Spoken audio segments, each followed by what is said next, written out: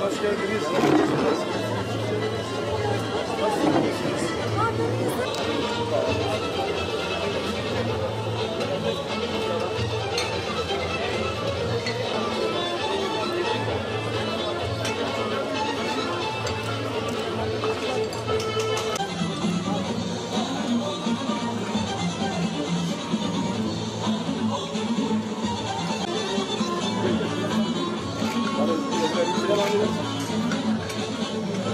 الله أكبر الله أكبر الله أكبر الله أكبر أشهد أن لا إله إلا الله أشهد أن لا إله إلا الله أشهد أن محمدا رسول الله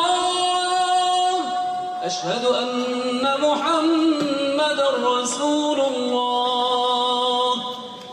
Vermiş olduğun o nimetlere hamd ediyoruz, şükrediyoruz.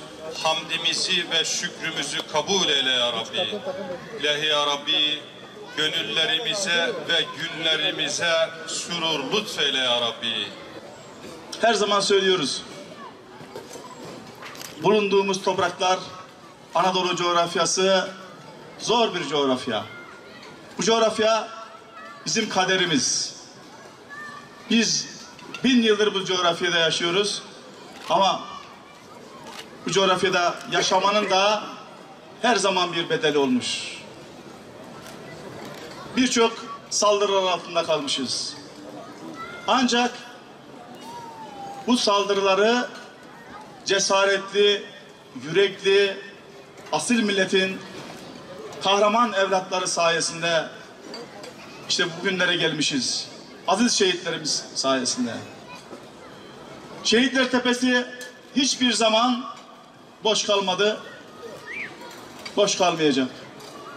Çünkü bu milleti Çanakkale'ye dize getiremeyenler,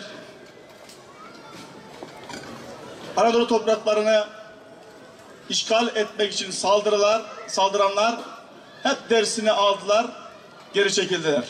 Ama onların ham hayalleri bitti mi? Bitmedi. Her zaman kendileri gelemese de piyonlarını bizim üzerimize saldılar. 35-40 yıldır bir PKK terör örgütü onların piyonuydu. 35 yıldır getirdikleri FETÖ terör örgütü, içimize sızdıkları terör örgütleri üyeleri, onların o çete mensupları, onların birer piyonuydu. Irak'ta, Suriye'de DAEŞ diye bir terör örgütünü icat ettiler.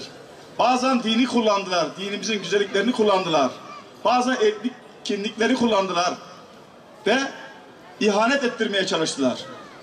İşte orada da yine bizim kahramanlarımız, önce vatan diyen aziz şehitlerimiz ölümü adeta ürküterek, korkutarak ölmek pahasına bu vatanı korudular.